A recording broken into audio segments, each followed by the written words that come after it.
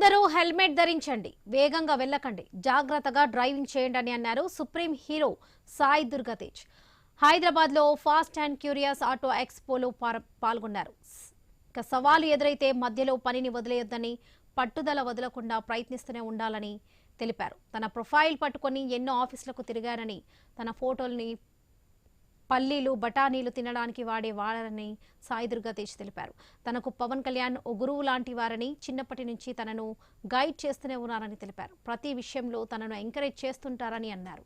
ప్రతి సిచ్యువేషన్ను లైటర్ వేలలోనే తీసుకుంటారని సాయి దుర్గా తేజ్ అన్నారు. ఏది కూడా సీరియస్గా తీసుకోనని తెలిపారు. తాను హాస్పిటల్లో ఉన్న తర్వాత బయటకు వచ్చిన తర్వాత కూడా అందరు అడుగుతుంటే కోమాలో ఉన్నానని చెప్పలేదన్నారు. హాస్పిటల్లో కూడా అలా చిల్లవడానికి వెళ్లానని తెలిపారు సాయిధరం తేజ్. ఇక యాక్సిడెంట్ తర్వాత తనకు చాలా సమస్యలు వచ్చాయని, మాటలు కూడా సరిగ్గా వచ్చేవి కావన్నారు.